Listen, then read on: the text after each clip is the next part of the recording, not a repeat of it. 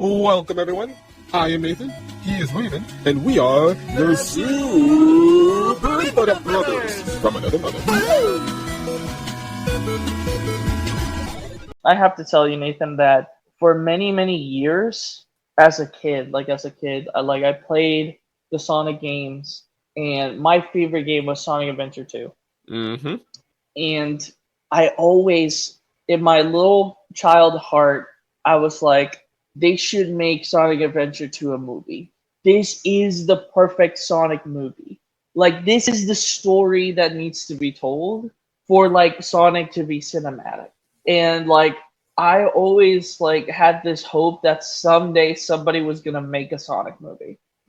And lo and behold. Exactly. When it was, like, announced, I was, like, so hyped. Because I was like, yes, they're doing it. They're making a live-action Sonic. And it was, like, a live-action thing. Because I wanted it to be live-action. Like, I didn't want it to be, like... Because, like, Sonic games have humans in them. So it's, like... I've always, like, at least, like, since the beginning, Dr. Eggman is a human. So, like, I've always, like, had this, like, thought of, like, Sonic would be great for a live-action movie because most of the other characters are, like, humans. Like, you got the main core, like, that are, like animals, but then you have, like, over here, like, literal, like, them saving, the equivalents of San Francisco and all this stuff and Times Square and whatever. It's like all these stories are on Earth, and like that's one of the things that some people like always got wrong about Sonic, because some people like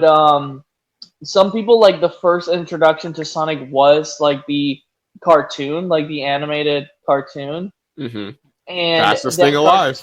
Yeah, and that cartoon was like. Even Sonic X, like all the cartoons always base Sonic as like an alien that comes from Mobius. But in the games, he's on Earth. Like it's just Earth. And it's like it has the same like essentially almost the same like it's not completely the same, but it has some of its earthly history, like some of the gods are the same. Like you got like Gaia and stuff like that appear in the Sonic games. So, like, it's Earth, and Sonic is part of Earth, and essentially, like, they are just, like, evolved. They just evolved with humans. Like, animals evolved with humans. And I imagine sometimes it gets kind of confusing for, like, how in-depth to the lore you are, because I haven't read the RG Sonic comics, maybe you have, but from what I gather, it seems like, at least part of the comics, he is on Mobius as well, but they're also humans, and they also do, like, redo the Sonic game stories in the RG Comics format, which means trying to make sense of the lore, making it both Mobius and Earth, or maybe they switch back and forth. I don't know, but like I can imagine that gets confusing for some folks as well. So in the comics, Mobius is Earth. Okay. But in the future. Oh. So it's like a time travel thing. So yeah. It's like a weird time travel thing. So whatever works to equalize the lore, I guess. So that's the fun thing about the movie to me, is that the movies combine all the lore into just like one like neat storyline. And I love that. That's really good. Like, but like when that movie was announced, I thought like they are definitely doing Sonic Adventure 2. Because like what other story are you gonna do that's like as cinematic than Sonic Adventure 2? Like the original games don't make any sense because they don't have like an actual story. Like they're just, you know, platformer games and all that. And it's like, yeah, like you would have to introduce all these characters, but it's like I think Sonic Adventure 2 does a really good job of just introducing the characters in game that you don't need to know who they were before or like their backstory, like. Because it even like just tells you. I think every Sonic game like starts from the assumption that you know nothing about Sonic. Because it's like it always wants to find the new audience. Sega is never good at keeping up with their own continuity because they always wanted to make it accessible for everyone. So like each individual story feels very isolated, and you don't need to know anything about the last story that appear. Like if you do, you will see like Easter eggs and stuff like that, right? But it's like it's not necessary. Because I feel like it's only been in recent Sonic games where they've actually started to acknowledge the games that came before it. But for the longest time, each following Sonic game was its own self-contained story. Like Sonic Adventure 2 did nothing to reference Sonic Adventure 1, I think, aside from the fact that the Chaos Emeralds are in both games, I guess. Yeah, exactly. Like in Sonic Adventure, like I think what Sonic Adventure 1 and 2 do is that they just follow the same. Essentially, like if you saw both games, you would go like, well, yeah, like it's the same guy here and there. It's like I know who all these people are, because Sonic Adventure was like the reboot for Sonic.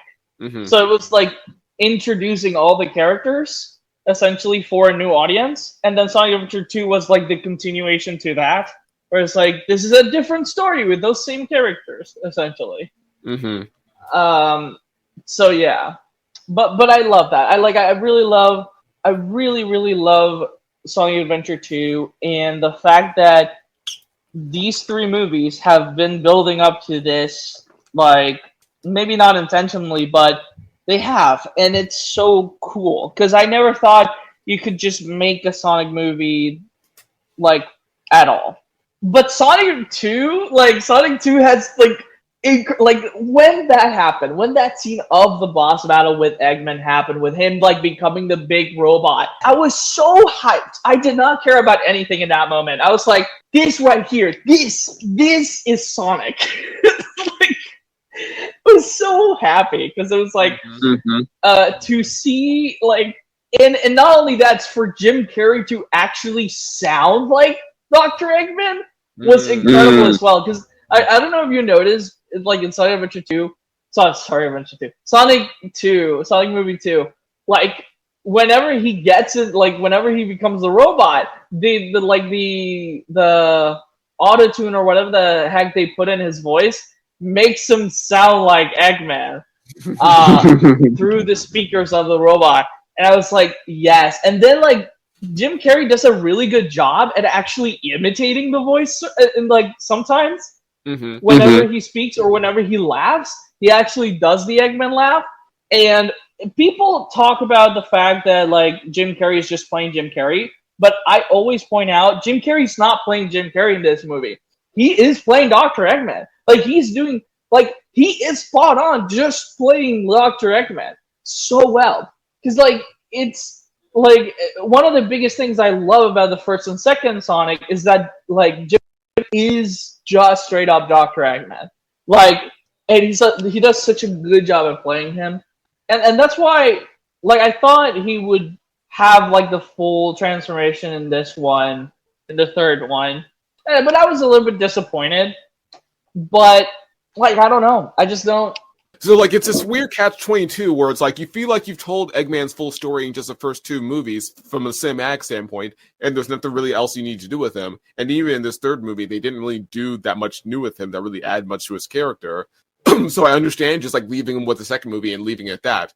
It's just at the same time, it feels weird as a Sonic fan to see an adaptation of Sonic Adventure 2 and not have Eggman technically around, since it is about his family history as well.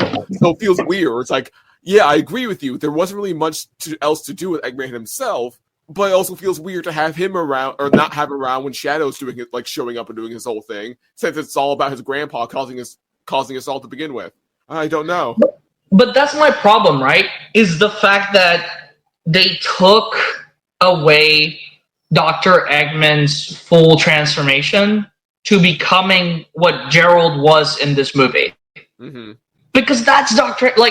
Gerald was playing, yes, a very hurt and someone who wanted to destroy the world, right? Very different. And that, here's the thing. I just have a major problem here.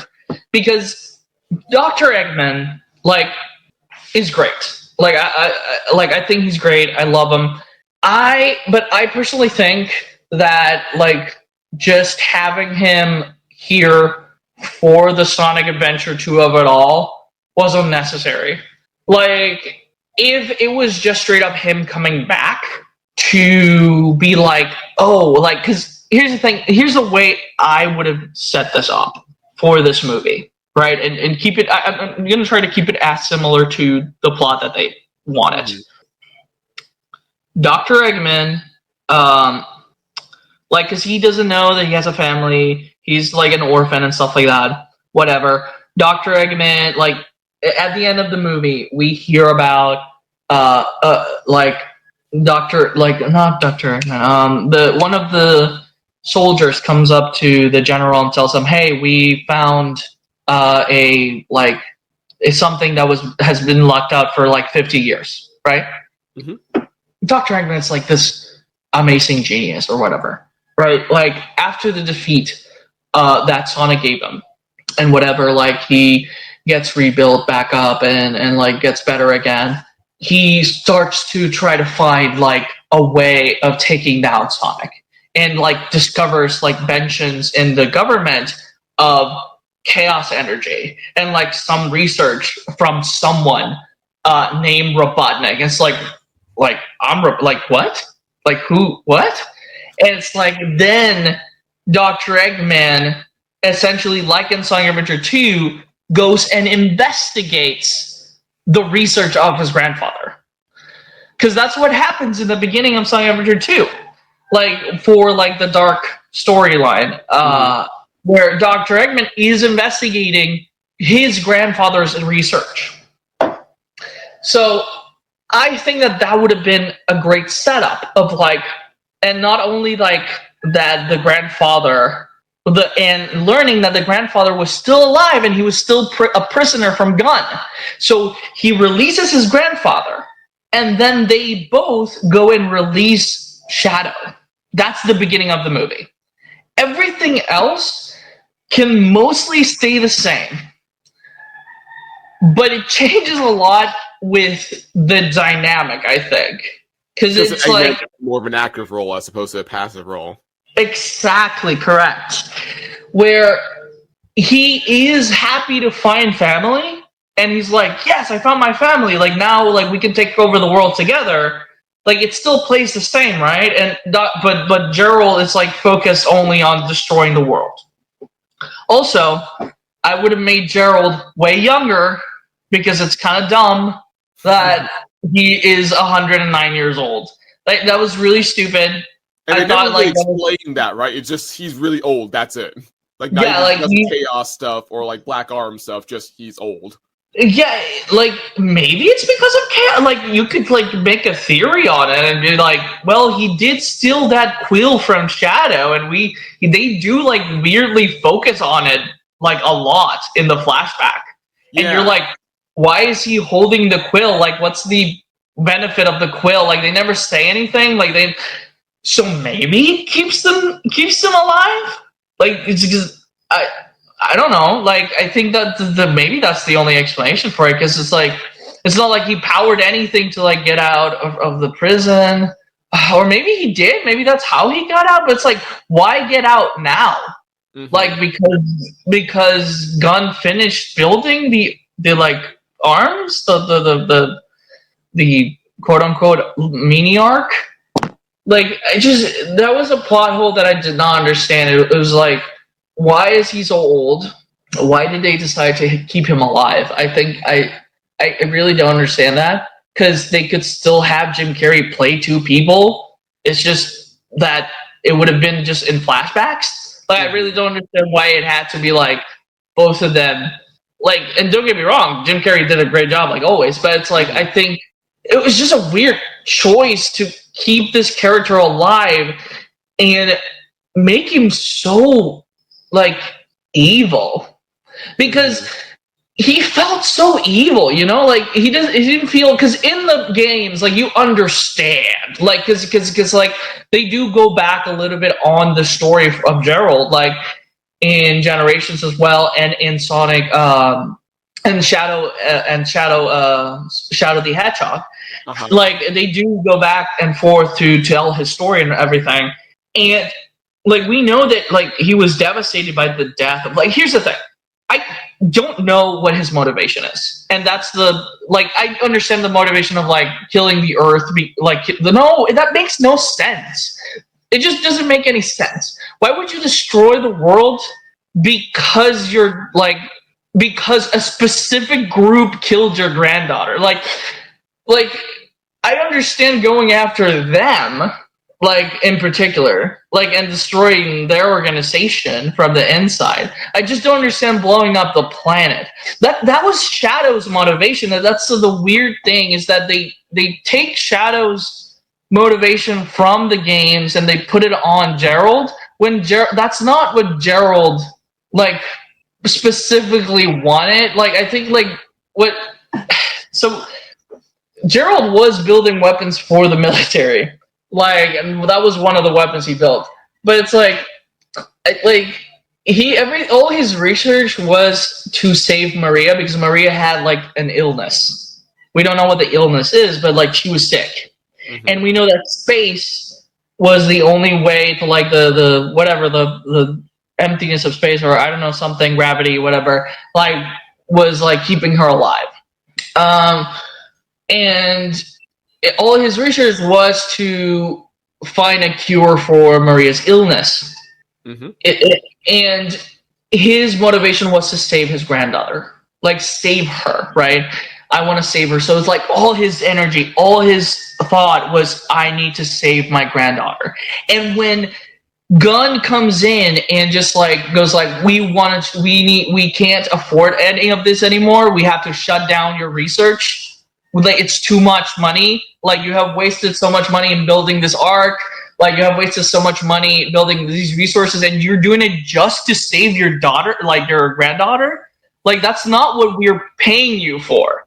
So, God goes in. It's just this, bad. They're bad guys.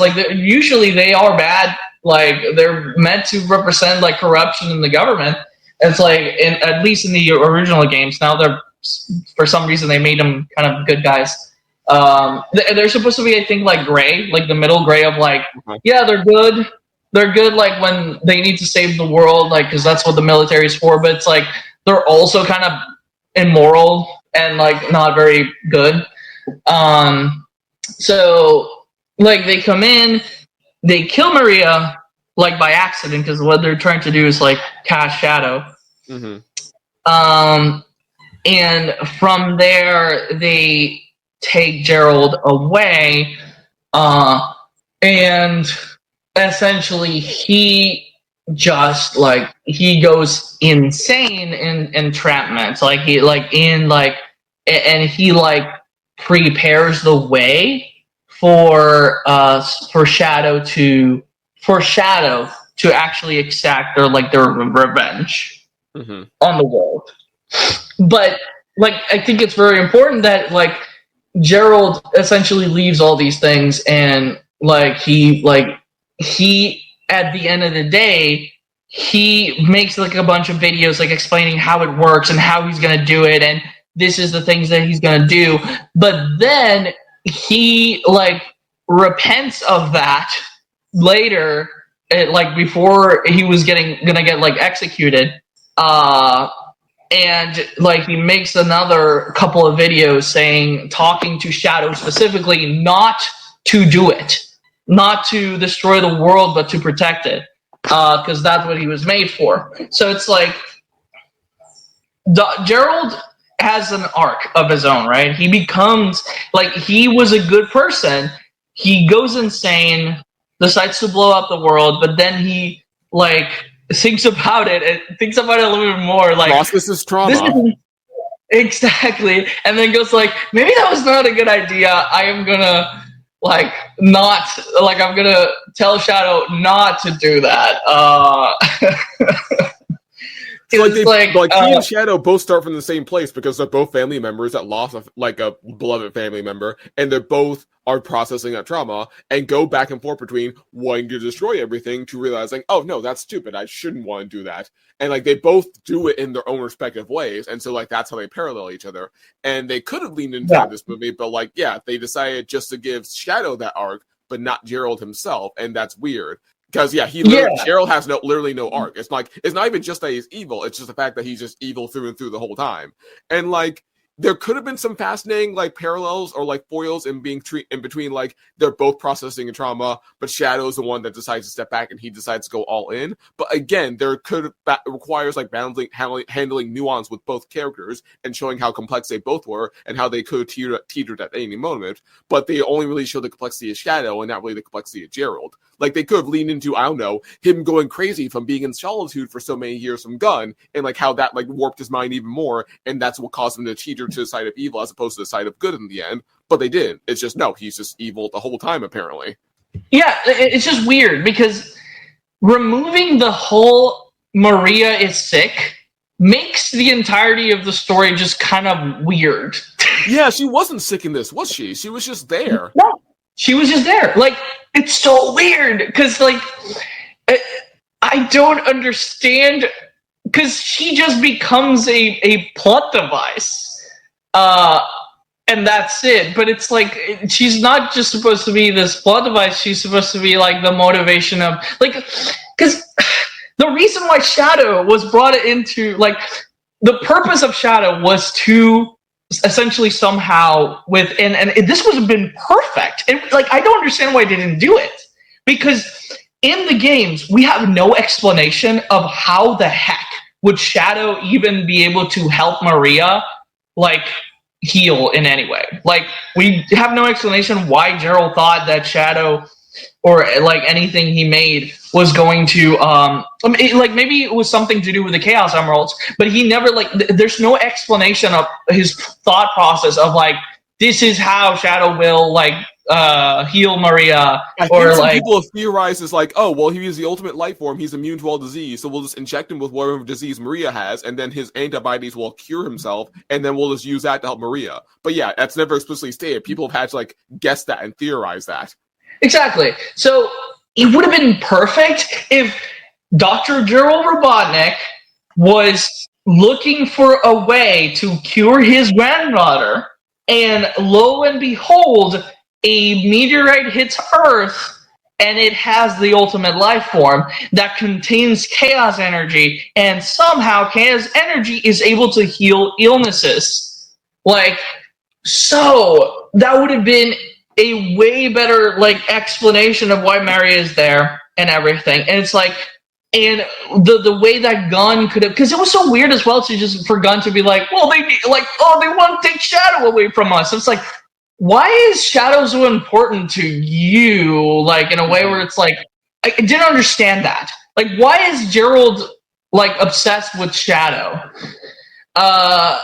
Because the only explanation to me, like, that would have made sense was Gerald, like, finding a way to, like, make, like, chaos energy heal his granddaughter. And it's like, again, Gon did not hire him to do that.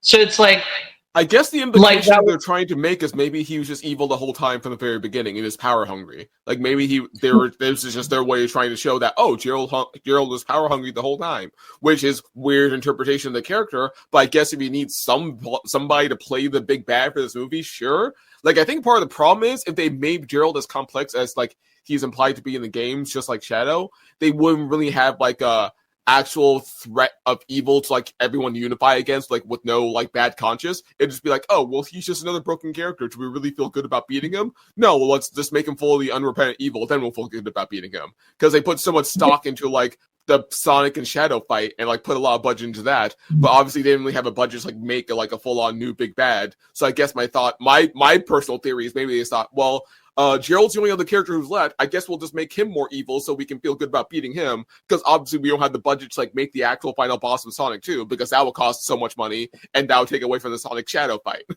Yes, and they didn't have to make the lizard, the hybrid lizard thing, Biohazard lizard. They didn't have to make Biohazard lizard a thing, because I think it's very stupid in the games anyways. Like, that was such a like weird plot thing as well, because it's like, this is the original life form. This was meant to heal Maria, this big gigantic lizard. We need to have a reason to have the Supersonics fight of something else. Yeah. It's like, I really don't understand Turtle Robot the games of like. Honestly, here. I feel like the best of both worlds, and this is still ridiculous, but like this might have worked, is if he himself corrupted himself like through his like evil research and trying to get revenge, and he winds up becoming the Bio Lizard by the end because like he went too far off the deep end, just due to like science and Chaos Emerald shenanigans or stuff like that. Yeah, that would have been really cool, actually, to see like him becoming like a big monster. And like that's like, really cool. Still like alive this whole time, even though he looks old. Whereas like he's just keeping up appearances because he's still like a facade of who he used to be, but he's so broken down inside. And then he reaches his breaking point, and everyone realizes, oh, this is not the sad old man we once knew. This is a monster now who's like completely overwhelmed and stricken by his grief and evilness and sadness. And now we have to take him down because he's turned into a literal giant monster that wants to destroy everything. That would have been great. I would actually really love that. Because he just dies. He just like it's so unceremoniously too. Yeah, like it was so weird for him just to die like that. Like it makes I was like that's it. That's how they're gonna like end him. Like that was so anticlimactic. It was so weird. Yeah, that's the thing with this movie. There's just like no big like overarching threat to like have a hype final battle against. Like, yes, there was a hype fight between Sonic and Shadow, and then they had a hype battle fighting like robot jobbers. But then after that, that's it. Like, no big climactic. Like, there was no like, there wasn't like in Sonic 2, like Sonic versus giant Death Egg robot. There wasn't that at all. It was just okay. Sonic Shadow fight a little bit, then they fight a few robots, then they block a giant laser, but like no like actual hype fight.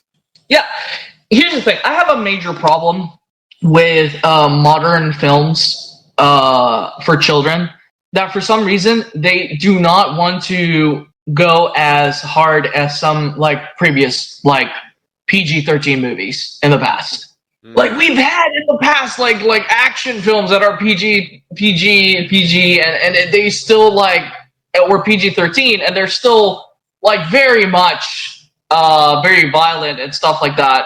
And like they actually have guns. One of the weird things that I like in this movie, and don't get me wrong, I really love this. Like I like this movie. It just has a couple of problems for me to perfection. That's the thing. Yeah, like I would give it like I told this to my brother when I got out of the movie theater. Like if it wasn't for these specific little things, this movie would have been a 10 out of 10 for me. But it's like an 8 out of 10 in my book. Like, and my brother gave it like a 7 out of 10. Because like the Gerald Robotnik's motivation was weird. Because like again, no motivation. It was kind of just revenge, and that's it. And again, like I feel like removing the fact that Maria is sick, weird choice. Don't understand it. Why is Maria with her grandfather? Not explained. That's weird. Like, it's just weird for this girl to go to a military base just because, like, and I don't know if that's a thing. I don't know that, like, is that a thing? Like, can people just bring their children to military bases? I have no idea. Like, honestly, the more I think about it, the more I think they were probably intending him to make it more complex, but again, they decided to remove the complexity just for the sake of making him the villain, as opposed, since they had no one else to play the role. So, yeah, also like, really all the weird pieces were there.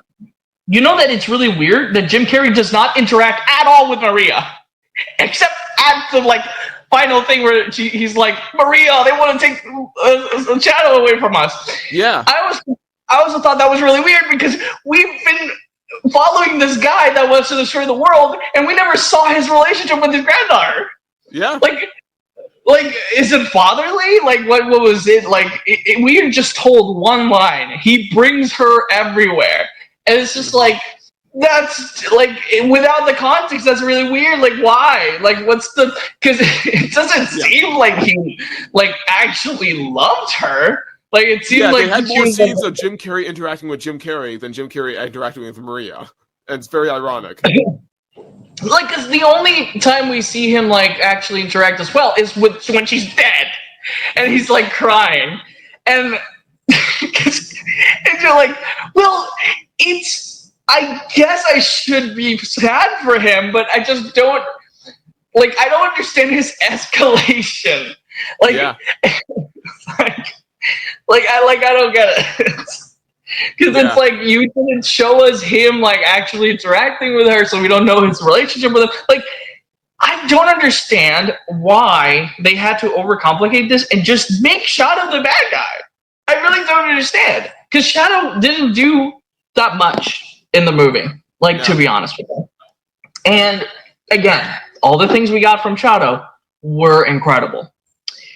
But Shadow was not, like, he was not fully there in this movie. And like, even, like, in the 30 minutes, he's, like, in 36 minutes of the movie.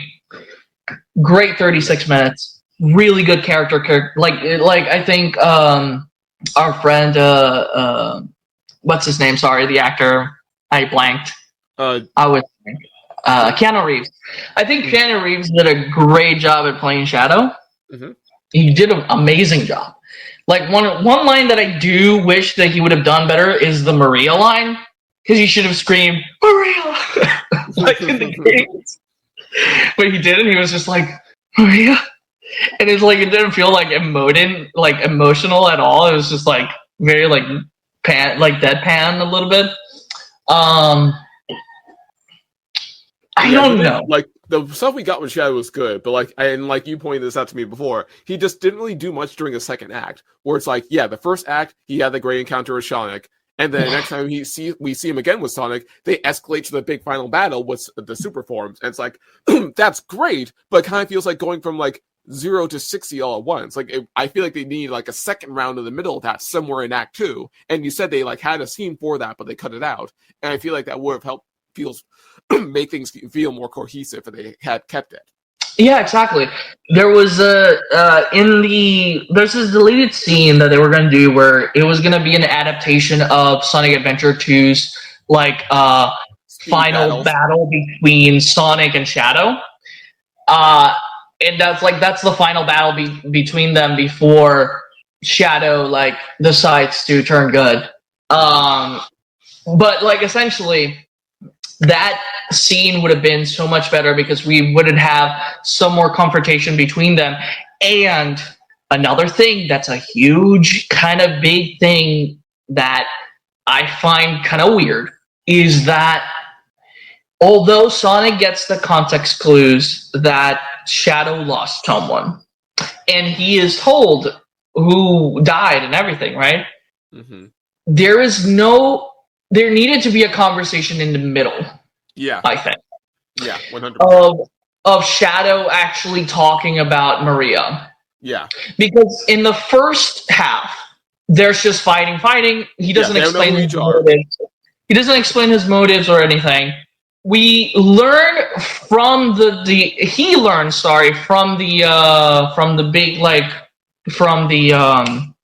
guard, right? The general, the gun general. He learns, this is how Shadow came to Earth and everything like that. But the general doesn't tell him the actual story. Mm-hmm. He tells him a different version. He says that Shadow caused an accident. So first of all, he lies, which I thought it was weird. Like, I know that that's another thing that was really weird, that guy just dies there when like he has so much conflict between Shadow and him for him to just die there. And it's barely even acknowledged. Like, no one cares really. He just like I like the meme where it's like, in the first movie, he's all about talking about Olive Garden, loves Olive Garden, like always recommends people go there. And the one time he eats at one place besides Olive Garden, he immediately dies. Yeah, like, it's so strange that because he's so involved in the flashbacks. Like, right. I feel like I think this was gonna be a different movie, and there was just like a weird, like, cutting room decisions. Yeah. To make it more PG. Mm-hmm. Like, I legitimately, Nathan, I think this movie was gonna be more hardcore because, like, before the movie came out, the director was like talking about the third movie, and he said, like, this third movie is going to be darker. Like, we are going to like lean in a little bit more to like dark side of these games and stuff like that. And I think they were gonna. Like, I think they wanted to, and I think they did. Because, like, if you remove all the comedy bits from Dr. Eggman from the movie, this is the most serious Sonic movie we've had. Oh, 100%. Like, to give them full credit, this movie is objectively darker than the first two movies. It's just funny when it's just funny when you see how dark it is and how dark it isn't in other moments. It's like, well, why didn't you go all the way through? Like, what happened? Like, you got so close to getting all the way that dark. Why'd you stop right when you got to the edge? Like, what happened? Yeah, like, I feel like it's so strange. Like, the fact that they didn't actually shoot Maria. Yes. That's another plot hole that I hate. Because, okay, fine. Don't shoot a child and on the screen, right? Don't do that. You don't have to. But, like, why not? And honestly, I feel like you can still get away with doing it without actually showing it. You can still heavily imply it, like a tasteful sex scene or something. But the fact that they had to spend so much time emphasizing, no, he actually missed her and shot a explosive barrel near her, and that's what killed her. You could just shown the shot of him shooting the gun, cut to her falling over, and that's all we need to see. Like, we need to actually see the bullet go through her. Exactly. Like, also, it makes no sense. Why is she the only person that died? Right? Like, that makes no sense if you think about it, because it's implied that she was the only casualty. Like, from all the people that were in that room, she's the only person that died. It would have made more sense if everyone there died except for the General and Shadow. Mm-hmm. Don't you think so? Another idea for Gerald. He actually died there, but his consciousness lives on in like a Gerald robot, and that's why he's so evil, because it's the robot consciousness as opposed to his actual human kindness. Yes, I would love, like, that would have been really good, actually. I love that, because then you could have shown him, like, in the little screen thing, like, of him, like his iconic, like, Gerald's iconic thing is that he's always presented to us on a TV screen, and he's, like, bound in a prison cell. Like, that's his iconic thing of him, like, recording videos from a prison cell. That's literally his iconic thing. So it would have been great if, like, he, like, straight up, like, he is dying essentially, and since he's like a very genius person, like, they like back off his consciousness in like a computer or something, because he's like such a brilliant scientist. Mm-hmm. Like, and that's not ridiculous in this world, like, because Eggman had like body surgery to reconstruct his entire body after like he fell from the robot. Yeah, totally not out of the question for this kind of universe. Fans would have that up. Yeah, and he lived 109 years. Like, that's insane. Like, it would have made more sense for him to no, it just doesn't make any sense because he's old in the Flash, and that's what's so weird, because in the flashbacks, he's also old. So it's like 50 years ago, like, this man was old, and then like 109? That's crazy. Like, if they just made that one simple change, like if they just made him a robot or something, that would have been all they needed to explain not only him getting older, but also why he's just so inexplicably evil. Like, that would have been perfect.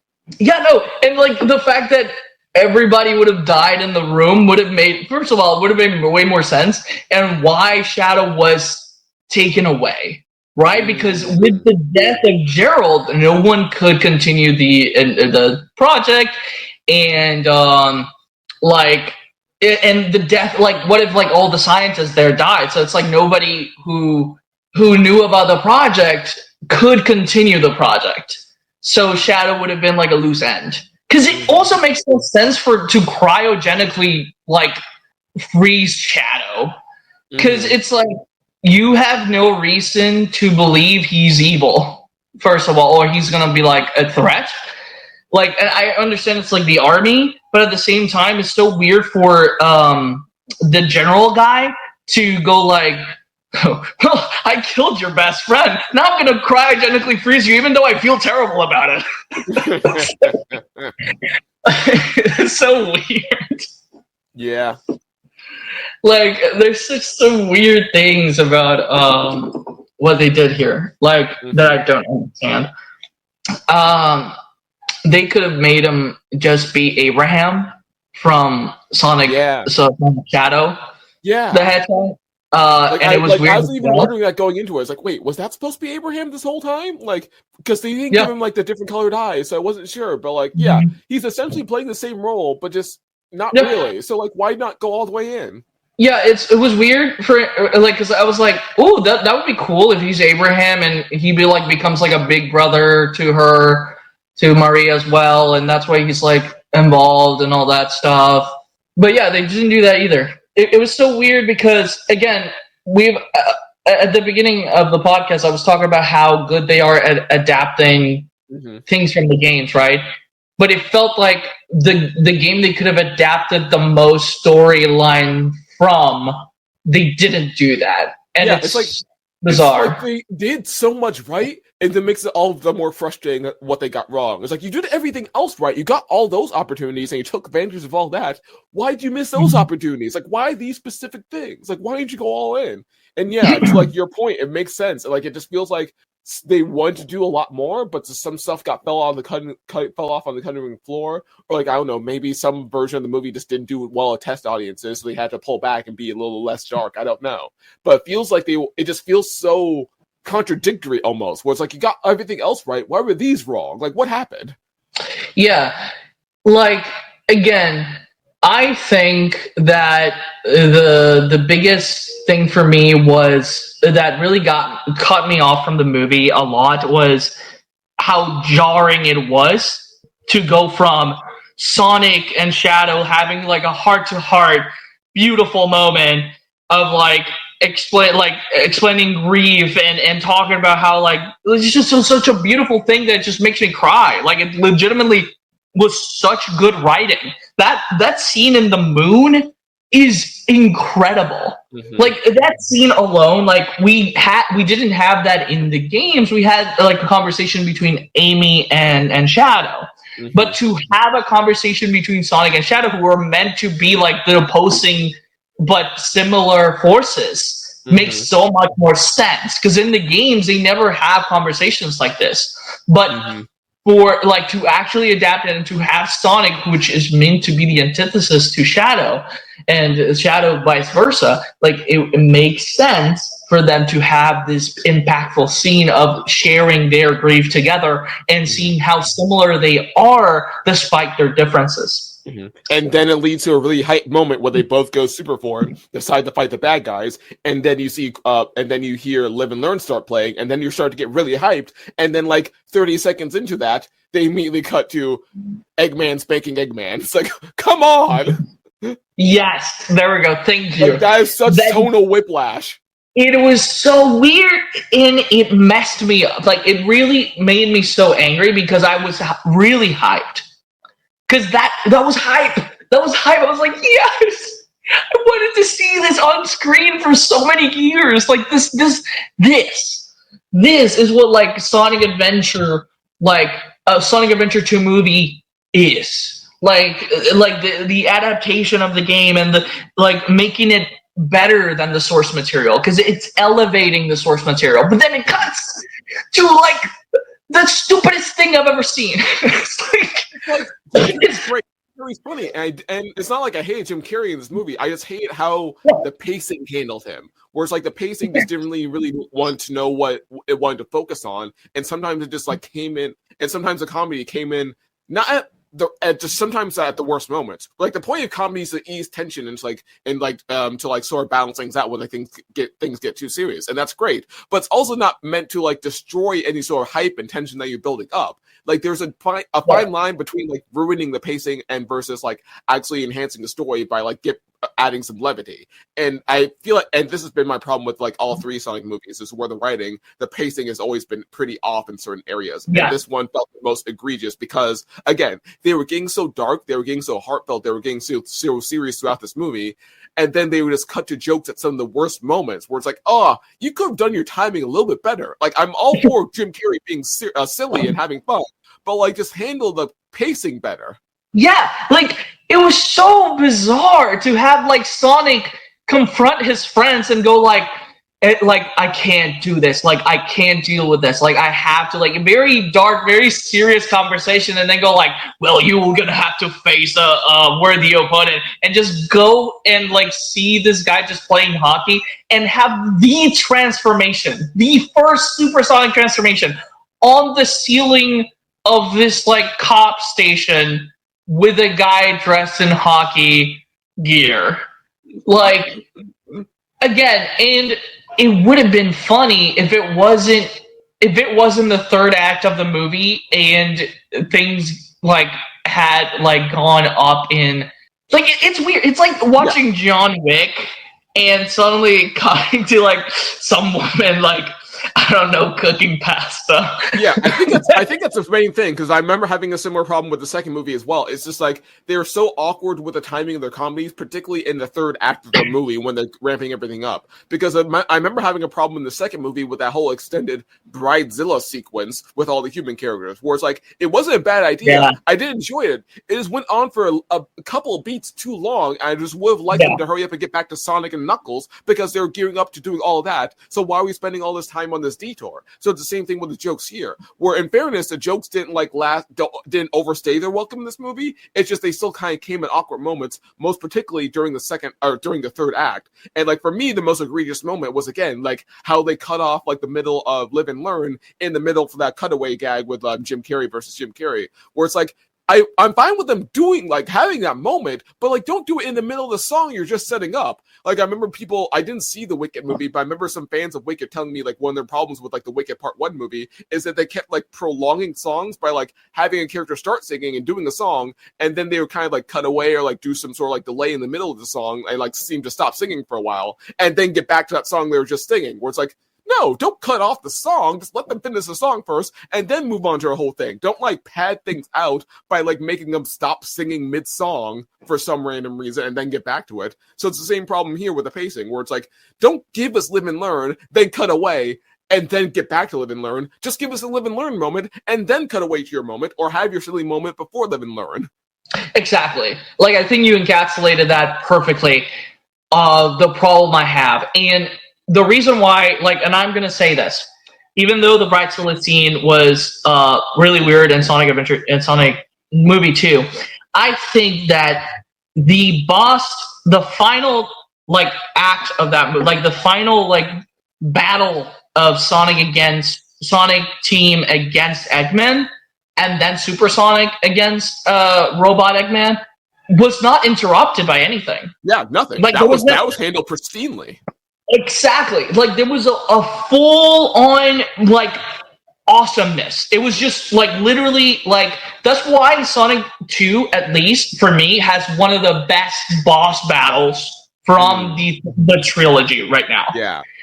Because it was uninterrupted, unadulterated. Like, the human characters were not, like, messing it up. Like, nobody was messing it up. Dr. Eggman was playing his part perfectly. He was not, like, going, like, comedy, like, all comedic over it. It was like the perfect amount of funny. He was doing the perfect amount of funny for the character. Mm-hmm.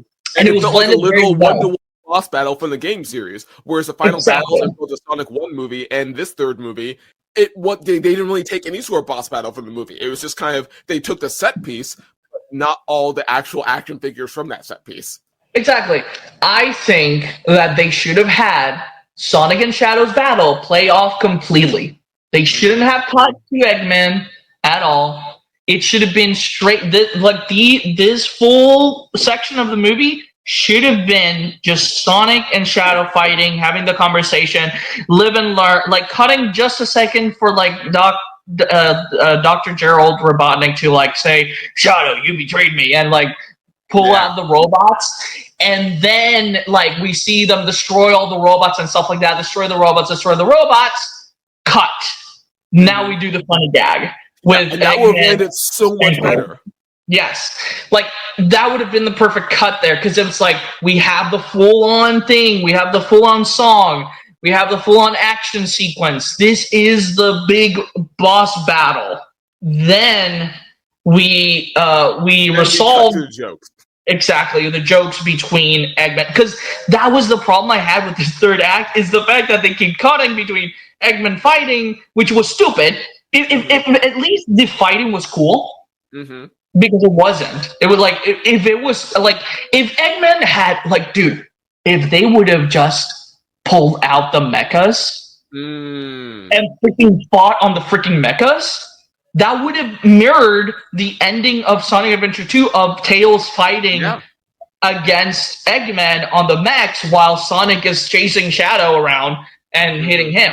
So like, it would have been cool to see them, like, fight in mechas and just, like, be shooting at each other. And, like, that would have been, like, fit better. And you could still keep the funny moments with Live and Learn on top of it. Like, because it would have been action-packed. Like, and also, like, cool. Because it's also a disservice to Jim Carrey. Like, I honestly think it is. Like, Jim Carrey's such a one of the things that I think they took away from Jim Carrey here that is such a disservice to him is that besides him being a comedic genius, he is a drama actor as well. He's comedians don't get enough credit. They can do serious drama very well, and I think it's precisely because they're such good comedians. Yeah, like Jim Carrey. Like, I don't know if you watch Kidding, ever watch Kidding, but like that, like, solidified for me how great Jim Carrey was at like drama, and that was insane. Like, yep, I can totally believe that. I don't think I ever saw Kidding, but like from my experience of like seeing beloved comedians doing serious drama, I can 100% believe it. Because like Robert Williams, again, right up there, funniest guy ever, but also so good at doing genuine drama. So yeah, they could have leaned into that more with Jim Carrey, and they didn't. Yeah, like, I think it would have been perfect for this Gerald to see more of the struggle of Gerald Robotnik, of, like, struggling with, like, actually having, like, a conversation actually have a conversation, instead of a fight, like, have a conversation with Eggman of, like, why are you doing this? Like, you shouldn't be doing this. And, like, Eggman realizing that he doesn't want to be that. Like, he doesn't want to destroy the world. Like, he doesn't want to rule it or anything. He wants to save it instead, right? Like, it would have fit really well with that arc that they were trying to do, because it was also, like, really weird, came out of nowhere to me for Eggman to, like, change his beat so fast as well.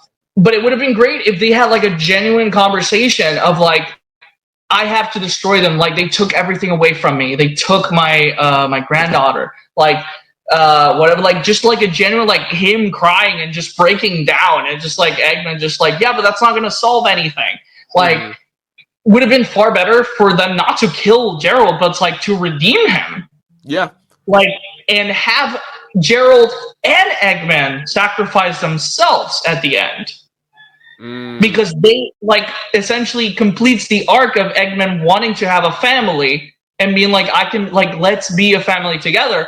And then it's like, let's do the right thing for once. That would have been so much impactful. Yeah, in my heart of hearts, I want to believe that there was like a original version of the script of this movie that was a lot darker and more complex, and like gave Gerald that complexity. But somewhere along the line, they're like, nope, we need to tone back the darkness. We need to make him objectively bad guy in order to make it easier to like root against him. Yeah, like, I just don't understand. Like, they should have given the revenge thing to Shadow. And just have like the complexity for Gerald, and like essentially the conversations that Sonic would have with Shadow and through the movie essentially starts breaking him down from wanting that revenge, and then we have the flashback because we needed that flashback because the whole motivation that Shadow is doing this whole thing as well. Because I love the fact that they essentially show him like. Being like, do you think Maria would have wanted this, doctor? Like, is this really what Maria would have wanted? Because we have the flashbacks, right? We have the flashbacks of Maria, like, talking about it. And it's like, we don't need to flashback to it, right? But, like, because those, again, like, the scenes with Maria were incredible. I would watch an entire show just with them having fun in the... Like, if that's the next project of, like, if the next series is 50 years in the past, Shadow and Maria having adventures in the army thing, I would love that. I would love that. Because apparently Jim Carrey wasn't around that much, so you don't need to have Gerald around because he doesn't wasn't around that much. So you can just have them having fun in the lab and stuff like that, just doing like wacky stuff. Like I would love that. Like I would because it was so endearing. Like it was legitimately good. We've never got that in the games ever. Like we know that Shadow and Maria have like a very beautiful relationship in the games, but we've never had like why they were so close. Like we've never had like the that experience of like watching their friendship grow and stuff like that. We were told about it, and that's it. Yep. We're just told about it. Also, by the way, I don't know if this is true or not, but I think Maria just said that she has like a sibling in the games. Oh recently. Yeah, I've been hearing some folks talk about that. Like I forget where. Yeah, there seems to be implication that there's another member of the family that like has been like subtly name dropped here and there in recent games or comics. But yes, I remember hearing what you're talking about. So that would be fascinating if like she's still around and Shadow can in the actual games. I mean, like find his family again because I think Maria's was and Gerald were his family, and for him to actually like find his family again in the games would be like really beautiful. I really wish that's where Sega is going, but I never trust Sega with anything they drop. But it's like here's hoping. Like I hope that is at the very least the guy that's in charge of writing nowadays like is trying to make something more cohesive with the lore and trying to make sense of it all. So Ian Flynn, keep it up and please lean into it a lot more. Exactly. Like I really hope that that's the case, and they're trying to finally move Shadow away from his like edgy edgelord like decades and actually move him into like healing and finding like his family again and stuff like that. That would be beautiful if like Maria's sister or something. I think it was a sister like had like a daughter named after Maria and everything, and Shadow's kind of like an uncle or something. Especially since now the Frontiers has introduced like more family for Eggman specifically in by having Sage around. So it's like, oh, Eggman and his robot daughter. Now this what was Maria, his cousin? Now this new cousin is also around to like expand this family, and there could be lots of familial dynamics and drama from all that on both Shadow's side and Eggman's side. So it would be interesting potential to tap into. That would be great. Anyways, back to the actual movies. Right. But like I thought I thought the Maria stuff was gorgeous. Like, it was so great. And for those who ship Maria and Shadow, there's no problem anymore because they're no longer siblings in this movie. Because there's no like Gerald did not make Shadow. He came from a different planet and landed on Earth. So like you can ship them all you want, just like me. And that's what I did because I was like, this is the most romantic crap I've seen in any Sonic game. Like it's just like young love in front of my eyes, like just like cute, innocent young love. There's no holding me back anymore. You guys just keep telling me that they're siblings. No, not in the movie. Not in the movie. Right. Too much power, writers. Look what you've done. Yes, not anymore. Because like there have been other people that interpreted it that way. Like as a young child, I interpreted always in the games that they had they had romantic feelings for each other, and there's so many clues that that's the case. Like nobody touches their brother the way Maria touches Shadow. Like the way she like talks to him and like caresses him. It's not how you should talk or caress your brother. Like that makes no sense. Like no. Ray's had their soapbox ready, folks. I know, like it's every time I think about it, because every time I try to see it from that perspective of like, oh, they're siblings, like Sega drops the freaking like. Did you see like the animated thing where they were like on the ark, like the prequel to Shadow Generations? Yeah. Yeah, that conversation. of Maria and Shadow was not a sibling conversation. Like the way she like lifted his head up. That's not what a sibling. Nathan, you have a sister. Your sister has not done that to you. You got a point there. Look at me and tell me that your sister has like caressed your face like that, and you wouldn't think that that's weird if that was the case. Yeah, but also, I feel like Japanese writers are they have complex ideas when it comes to both romantic relationships and sibling relationships, and sometimes they kind of get intertwined more than some people would care to see. And that's kind of more the cultural, historical stuff that we don't need to get into now. So, like, I can understand why there's confusion on both sides, because I'm not even sure the writers themselves really fully had an idea in mind. They're just like, oh, here's this the thing. The same. No, the writer of Sonic, the creator of Shadow and Maria, he has stated on record that he intended them to be a romantic couple. Ah. And he fully endorses the ship. He fully endorses it, and he has drawn pictures of them like in like her in a wedding dress and him in like a tuxedo and stuff like that. So like it's intended to be a romantic because it's based on a romance manga.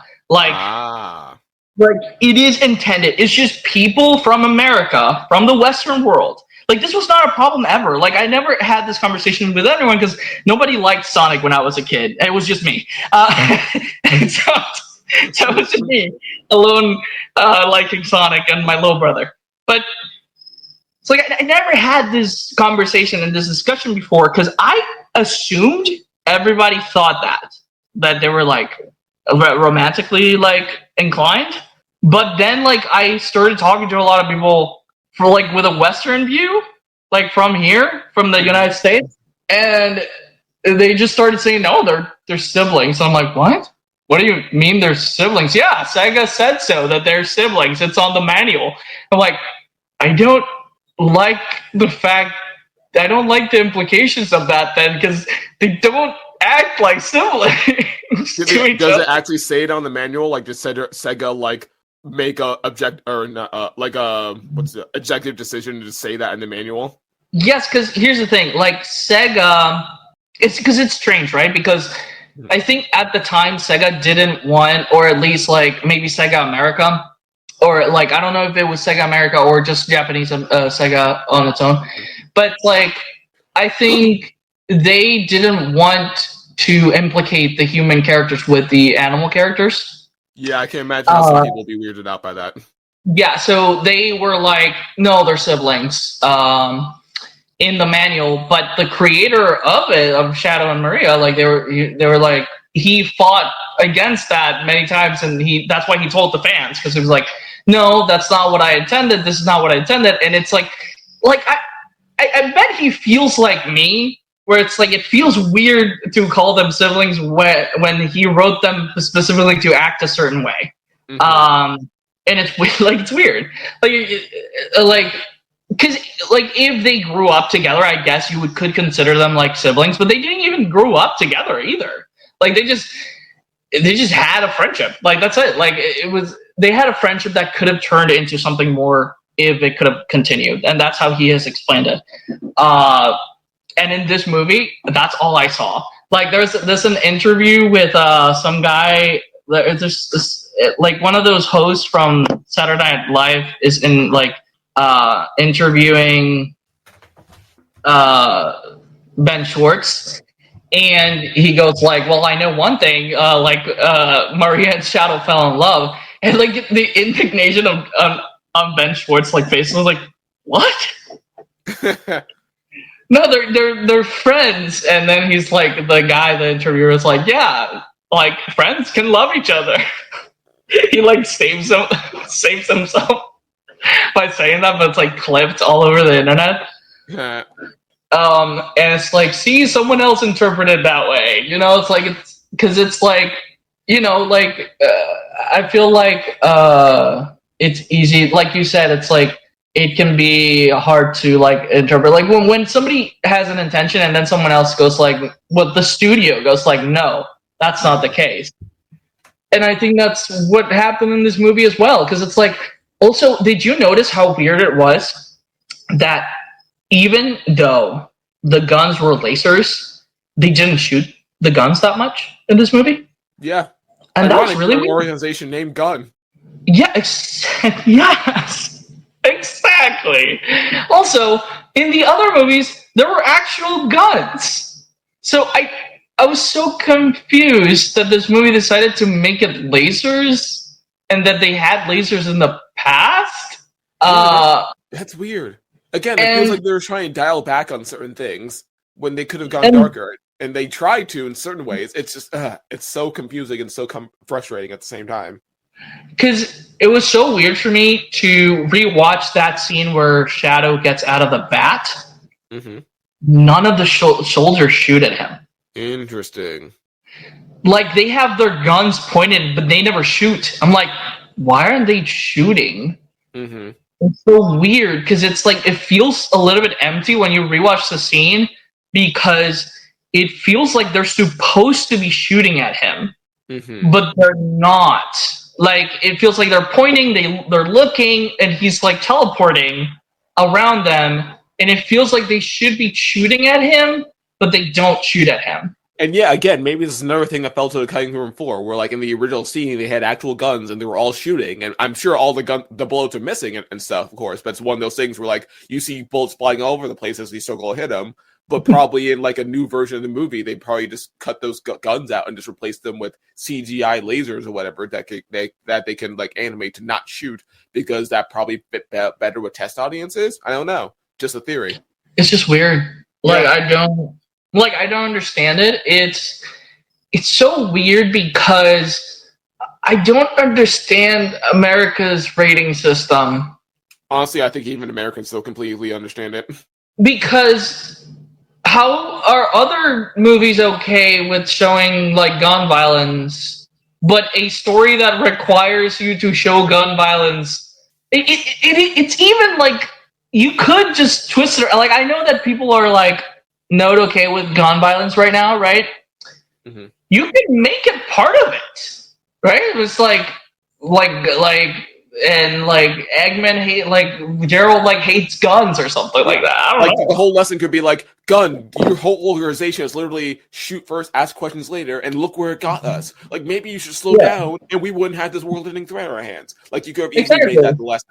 And I think part of the difficulty is that like, even though it's a Sonic movie, even though it's meant to be like a dark Sonic story, this is still a Sonic movie, and the marketing is still meant to be aimed at like kids in general, but especially younger kids. I think, like, especially like when we look back at the first movie, because the first movie is fine, but like with a lot of the ways it was written, you can tell it was made specifically for like even younger kids in a lot of ways. Yeah. And I feel like that's where a lot of the marketing team and probably like the movie distributor was probably expecting where most of the money was going to be coming from, was like marketing this at younger kids, and so families would take those kids along, and then they would make the most of the revenue from that, like a lot of kids movies do. And so I'm sure they were afraid of getting sort of backlash from parents being like, "Oh, I took my little kids to see this movie, and now there's guns flying over the place. How dare you? Blah blah blah blah blah." But then you have parents bringing their kids to watch MCU movies that are PG-13. Yeah, I know. It doesn't make any sense. A lot of this doesn't make any sense, but they still like fall back to these old habits that like they've done for decades. It makes no, like, I really don't understand. Like, when did action movies stop being like PG? Because you could have action movies before that were PG. Mm-hmm. Like, you just didn't have I think it just has to do with the intellectual property, where like nowadays where people are starting to take Sonic more seriously, especially like in the wake of these movies and seeing the appeal of it. But I'm sure like some studio execs in charge of this who were like, "Oh, Sonic, that's that blue rodent guy, right? Kids like him, right? We'll make him aim at kids. Wait a minute, what do you mean there's going to be murder or darkness inside this? We can't have this in the kids movie because that means I won't get a big paycheck if things go wrong. Let me change this." Yeah, no, it just feels that way. Like, it really does feel like this movie was... They had an idea for this movie. They got away with actually telling the story, but they had to put a bunch of silly crap in it to like level the playing field and like pass onto like whoever was in charge of signing off on this. Yeah. Like it really felt that way. Even the dance scene with Eggman felt like an executive decision, because like looking at the deleted scene and how dynamic it was and really cool, of like cutting between Sonic and Shadow fighting, and then Eggman and Gerald like having the dance. Like it looked more dynamic, it looked fun. Like I was like, I would have loved to see this scene actually. Like I wouldn't have mind to cut between funny dance scene and epic battle between Shadow and Sonic in this specific scene if it meant not having that on the third act. And it felt like somebody was like, this scene has too much CGI characters. Make the dance sequence longer. It's like that's we paid all this money in order to get Jim Carrey to play two different characters and act against himself. We're going to use that. Damn it. Exactly. Somebody was like, it was really popular when he danced in that first one and the second one, right? So they should do that again, but like make it longer. Yeah. It's going to work really well for the TikToks. Yep. It's just one big TikTok dance. That's what it was. Yeah. Like that's how it felt when like rewatching the movie. I was like, wow, this really feels like an executive had to like was like, okay, take this out, like change this, like make this part longer, like that needs to be funnier.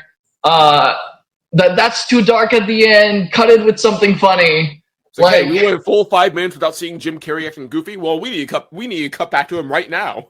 I don't care about this cool fight scene. We need Jim Carrey acting goofy with Jim Carrey. Exactly. Which is ridiculous. Again, it's ridiculous to me that they have Jim Carrey. Yes, a comedic genius, but also someone who could have destroyed the role of a broken down Dr. Eggman who just is at the edge of his final line, and a broken down Gerald Robotnik. 100%. Like he would have done so well. Like it would have been great. Like just make it PG-13. It's just weird that Hollywood doesn't understand there's some shows that do this, right? Where it's like they grow up with the audience. I think Cartoon Network did such a great job with Ben 10, at least. Where Ben 10 always felt like it upped the ante and it grew up with the audience. And it's one of the biggest grossing franchises in the world. Like it's one of the biggest ones. Because of the toy sales, of course, but also because it is that popular, because it grew up with the audience and the audience kept buying the toys. So I think it's the difficulty of what happens when you have so many people, so many executives in charge of decisions over IPs that they just didn't grow up with and don't understand the appeal and magic of. They can only look at it from the business side of things, as opposed to the actual artistic, humanistic side of things that the people who have grown up with the IP or trying to make more of the IP understand from it. Because I can understand how the 70-year-old white guy executive will not understand the appeal of Sonic Adventure 2 compared to you or I, where we grew up with the magic of that cinematic game and seeing oh wait, this is actually a wonderful thing, taking a silly idea and treating it seriously, and that's part of the fun. Whereas some guy who was some old guy, rich guy that has no context for it, but is in charge of signing off the checks for it, being oh, well, I don't really get it, but kids just think it's fun and silly, right? That's the appeal? Okay, cool. We'll just lead into that then. And if we do that, I'll stamp off for this. Yeah, I really hope that Paramount gives them more creative freedom on the next one, because they have been letting them go little by little. I think I think studios need evidence that there's an audience for this. Yeah, and the only evidence they have, or the only evidence that speaks to them, is the numbers, the money, the views, the people that come in. That's all they look at. Correct. So the more money you make, the more freedom we give you. And that's how Hollywood works in general. That's why you have so many, that's how you got directors, right? Directors race to power and they get to do whatever the hell they want. because they proved that they brought the money. Mm-hmm. Like, if you have Steven Spielberg under this poster, somebody's gonna go watch the movie. Right. So it's like you need to prove yourself first before they give you creative freedom. And I feel like this movie kind of suffered from that because they did let them go a little for the second movie because the second movie did more silly video game stuff.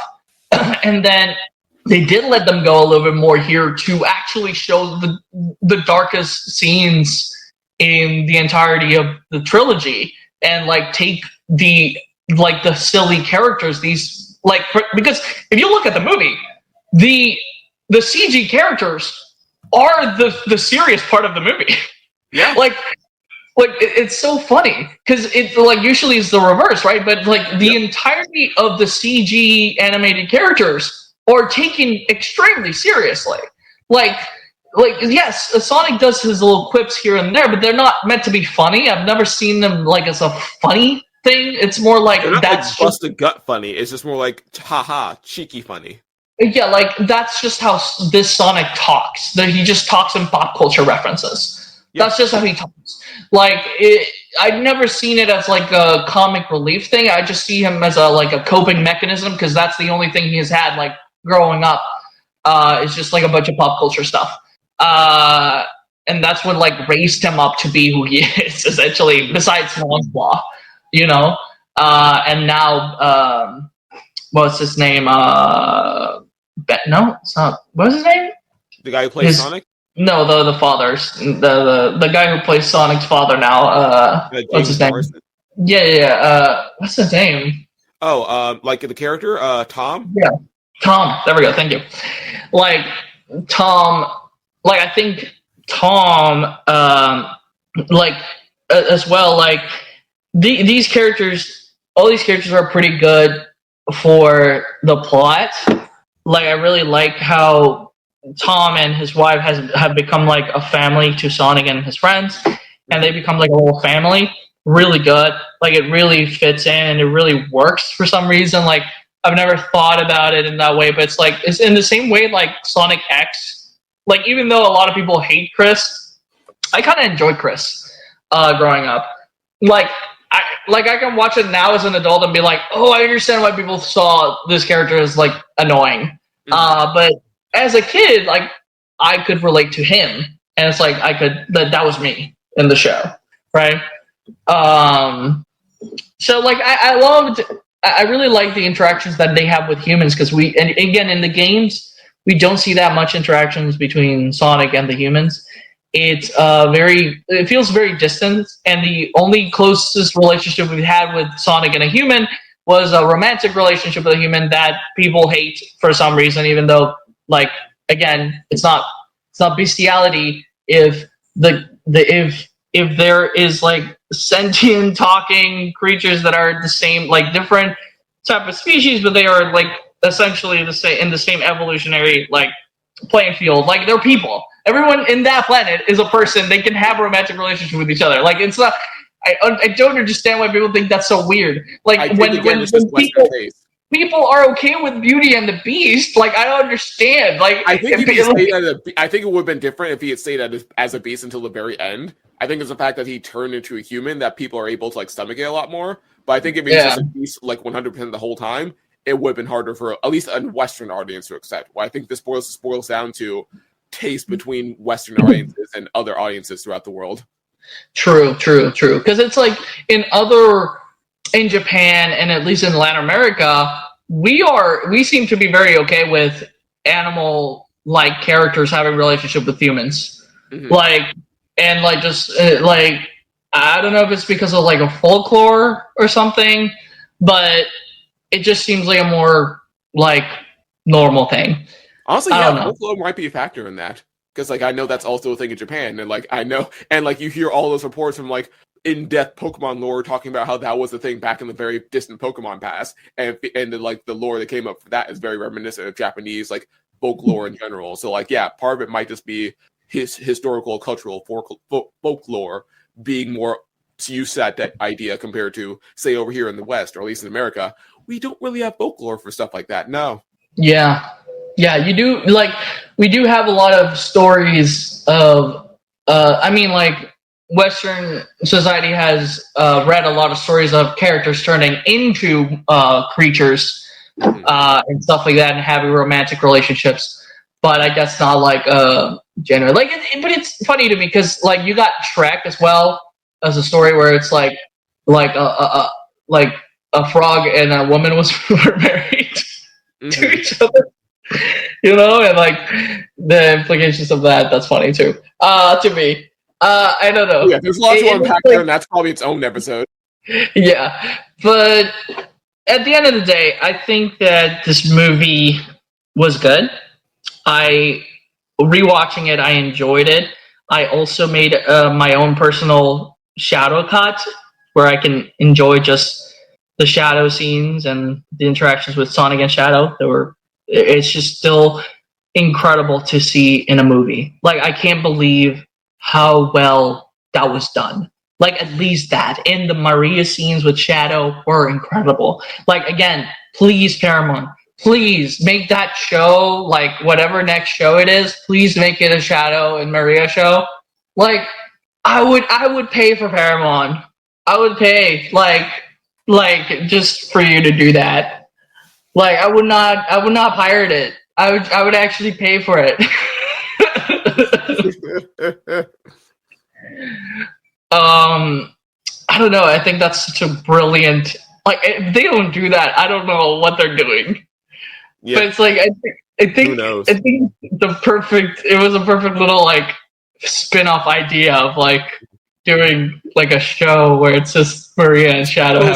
Slice of life. Yes, because that's what the Knuckles show was. It was like a slice of life mixed with like a big fight at the end. Mm-hmm. So let's just do that, I guess, in the thing where it's like, and there's like some kind of robot that Shadow has to fight in the show, That's how they introduce Omega or something. Yeah, exactly, something like that. That would be fun. But yeah, I think it was good. I just think there was a couple executives who were like, it can't be this dark, needs more funny bits. And I'm not saying the writers weren't originally thinking that. I think I think they would have done a pretty good job either way with the jokes. Because, again, Jim Carrey has been pretty funny in these movies. I've actually laughed, but in this movie, it didn't make me laugh. It just made me angry. Like the funny scenes didn't make me laugh. It wasn't funny at all. I thought this movie was catering to two audiences at the same time. Yeah, it really was torn. It was catering towards the fans of Sonic Adventure 2 that are adults and late teens coming to see the movie, and it was catering towards the children in the audience. Yeah. At the same time. And that can be done way better. Watch the Lego Movie.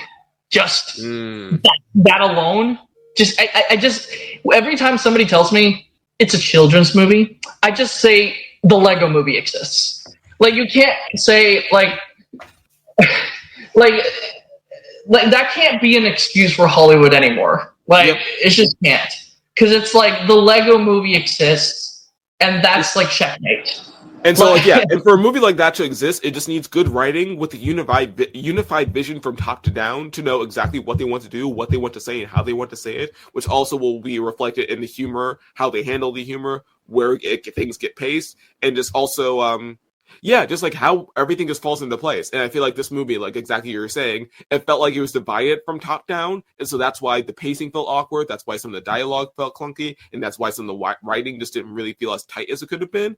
It just because it just didn't feel like it had a unified vision all the way to the top to the bottom. But hopefully things will get better in future movies, because I kind of had this complaint with the writings for all three Sonic movies, where it felt like the writing has always been a bit clunky, the pacing has always been a bit weird, but I feel like they've been steadily getting better. And hopefully, as like more numbers come in, as more like evidence for the executive team's like comes their way, the executives will give the creative team more freedom, and hopefully that'll help to lead to like more tighter writing with a unified vision in future movies. But we'll see. Yeah.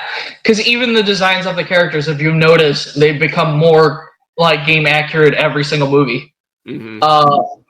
Like even if people don't notice the differences, there are like very like little differences that they do continue to modify to make them look more like the actual characters from the games. I feel like the next movie hopefully will be better, and please, I just beg that they do not bring Jim Carrey back. Like, not because I don't love Jim Carrey, I love him. I just want to see if this franchise can stand without Jim Carrey.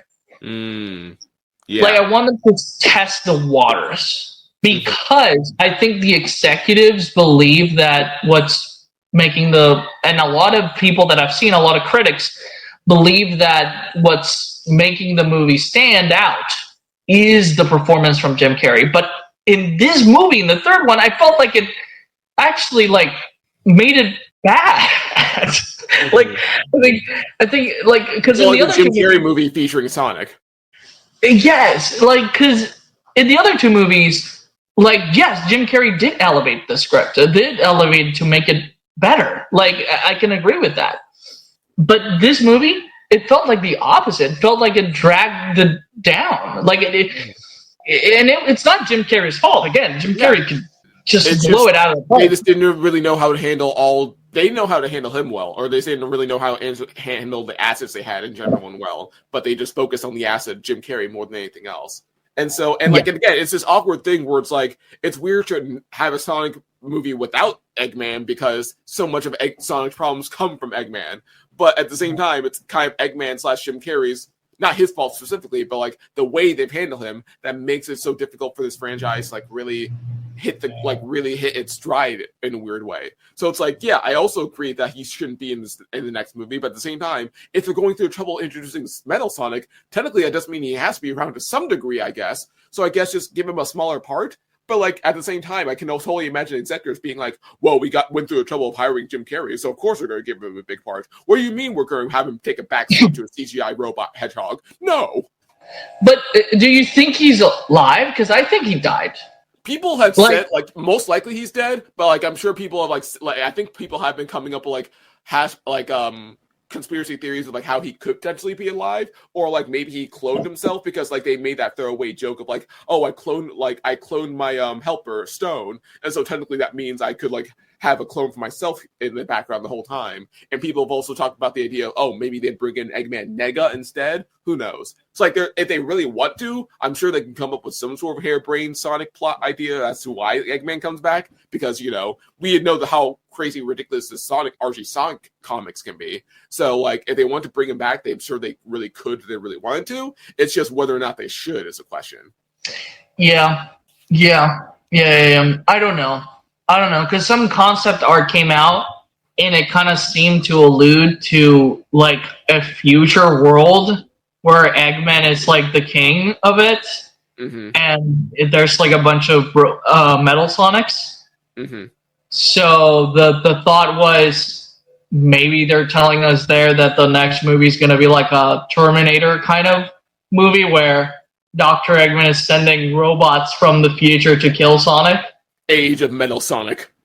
And that they are essentially, like, that could mean that Amy, they're doing, like, the time-traveling thing with Amy instead of Silver. And maybe, like, they're introducing Amy and Silver in the same movie, probably. Who knows? It could be a possibility. Lots of possibilities. But, yeah. Anyways, any last thoughts you have, Nathan? On the subject of Metal Sonic, I kind of wish they had hinted his existence a little bit more in the third movie. I mean, I love that post-credits scene; it was great. I just would have loved if there's a throwaway line or scene where Eggman was researching ways to beat Sonic, and so he saw a prototype blueprint of Metal Sonic in the background somewhere. I would have loved that, but yeah, that's my only other nitpick I can think of. You know what I think they could do is that they could do they could do that idea that we had for Gerald and just have a cyber version of of Jim Carrey. Yeah. Where Jim Carrey comes back as a robot. Yeah, that'd be cool. So yeah, thank you so much for listening, and see you on the next episode. Talk to you later.